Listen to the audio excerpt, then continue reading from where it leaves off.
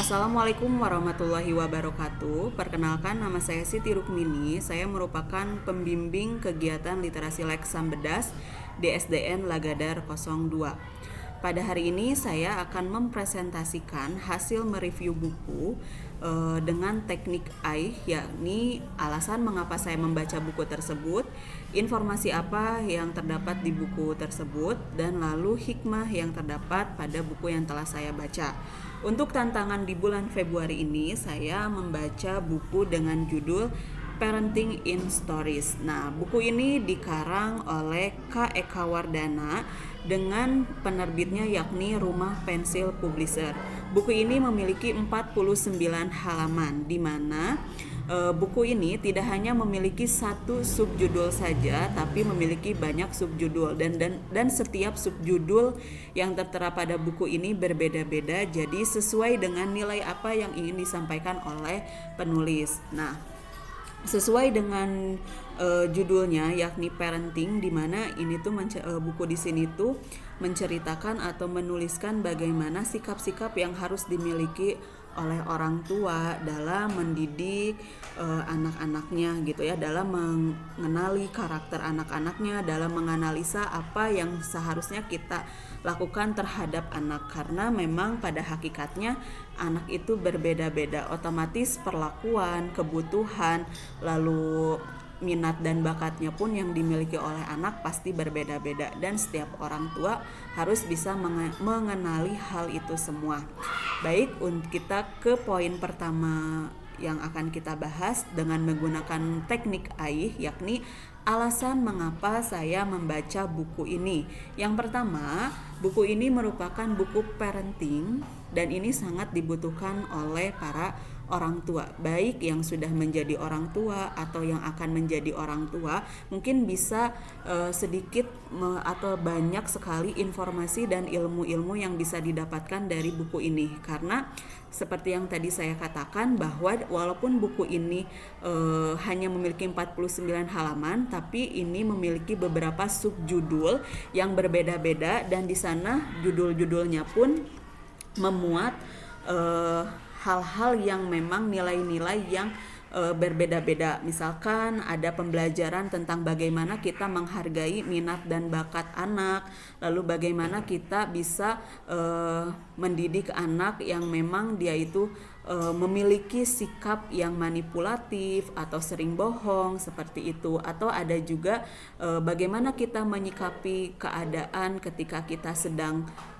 punya masalah tapi anak membutuhkan kita. Nah, itu juga dijelaskan di buku ini. Jadi sekali lagi, alasan mengapa saya membaca buku ini adalah sebagai bahan pembelajaran untuk saya maupun nanti orang-orang yang membaca buku ini, agar untuk mengetahui bagaimana kita bersikap dan kita berperilaku sebagai orang tua. Lalu selain itu, mengapa saya juga membaca buku ini? Selain memang memuat hanya beberapa halaman saja yang lebih ringkas, tapi buku ini sudah banyak memberikan informasi-informasi penting.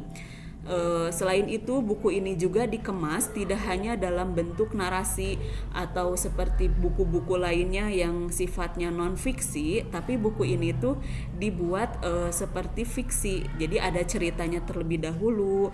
Jadi nanti ketika misalkan ceritanya itu tadi tentang bagaimana kita menghargai kreativitas anak, itu tidak langsung diungkapkan dalam bentuk narasi, tapi ada ceritanya, siapa tokohnya. Nah, nanti di bawahnya ada untayan atau penjelasan bagaimana kita harus menyikapi kelebihan anak. Nah, itu selain dari isinya yang menarik, lalu juga pengemasan dari buku ini pun sangat menarik. Itu informasi yang pertama.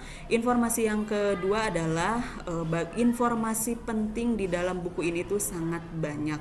Terutama ini ilmu-ilmu parenting yang baru saya ketahui, seperti terkadang ada di buku ini yang sangat bagus informasinya, itu adalah kalimat seperti ini: seseorang yang mendapatkan anugerah itu merupakan memiliki dua celaka. Celakanya apa? Jika anugerah itu bisa mati ketika kreativitas, semangat kita dihilangkan oleh orang lain. Nah, jadi buku ini memberikan banyak informasi penting bagaimana kita harus bisa menghargai kreativitas anak. Misalkan ada cerita di sini itu tentang Karina, dia itu senang menggambar gitu, tapi ayahnya tidak mendukung untuk dia dalam dunia menggambar. Dia ingin anaknya pintar matematika, pintar berhitung. Ayahnya selalu memaksakan seperti itu. Hingga akhirnya Karina ini kehilangan semangat untuk keunikan-keunikan yang dia miliki, kreativitas dia yang miliki itu hilang karena dia dipaksakan untuk mengikuti kehendak ayahnya.